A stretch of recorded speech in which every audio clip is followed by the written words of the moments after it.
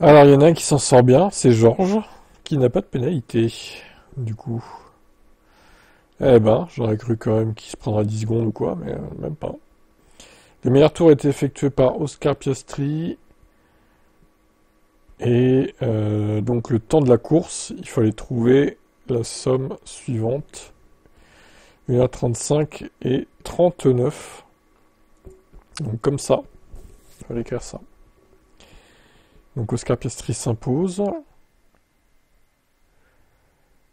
Devant George Russell, c'est validé, c'est bon, c'est acté. Nous avons ensuite Lando Norris. Nous avons Charles. Ici, et Lewis Hamilton qui complète le top 5. Pauvre Kimi Antonelli qui s'est fait bien baiser par la strat. Terrible. Il y a eu un safety car du coup. Et un DNF je crois. Voilà. Hülkenberg a été DQ mais bon il a quand même fini la course, il n'est pas compté comme DNF. Donc il n'y a eu qu'un seul DNF. C'était bien Carlos Sainz du coup. Alors voyons, on va regarder qui a gagné. Et Alvin 2, ouais, pas étonnant, pas étonnant, il avait doublé ses points, le temps était très très proche. Donc, t'as eu combien du coup? 25, ouais, normal. Et Seb, il doit être énervé de ne pas avoir doublé ses points parce qu'il aurait été égalité avec Alvin, sinon. Une occasion de perdu là. Pour mettre de gros points, Seb. Aïe aïe aïe. T'as mis meilleur tour Stroll. C'était audacieux, mais ok. Alvin 2, type F1, les deux coucou moi. Alvin 3, F1 type Seb, Electype, Pronotype, Roro. Mad Max, Tesla type, Nesta, Adrien, Alvin, Belinda. Et derrière, on retrouve Seb 2 et 3. Ouah, 6 points seulement. Et Simple également. Bah bravo Alvin, hein, mine de rien. Bon, par contre, du coup, t'as eu personne de bon en fait. À part le temps de la pole, quoi. Ah si, la safety car. Et c'est tout. Voilà. Enfin, le temps de...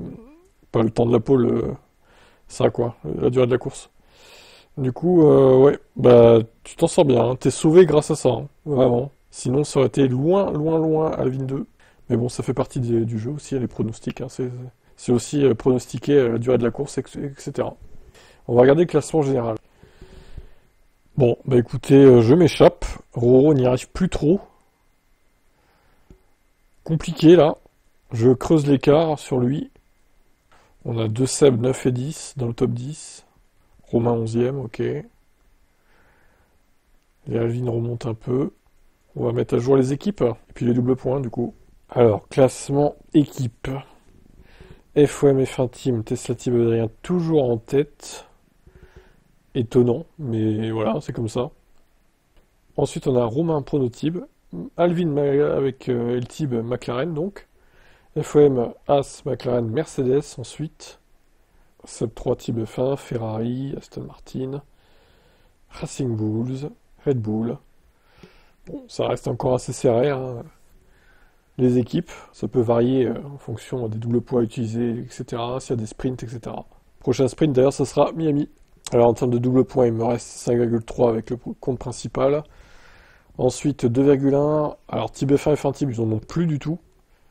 Donc je pourrais pas les utiliser pour Jeddah. Bon, à moins que j'en gagne sur Prono Factor jeudi, mais ça paraît compliqué quand même. Tesla Tib, il en reste un tout pile. Electib, j'en ai encore 5. Oro, il t'en reste 11. Romain 4. Alvin 5. Alvin 2, 7, 3. Alvin 3, 6 et quelques. Simple, t'en as 10 aussi à toi, hein. Pense à les utiliser, tes doubles points. Adrien 5 et quelques. Seb 3 et quelques pour les 3 comptes. Xenodis 2. Coco, il t'en reste 11 et 8. Belinda, elle en a 8 grâce notamment à F1 Manager, les points de performance.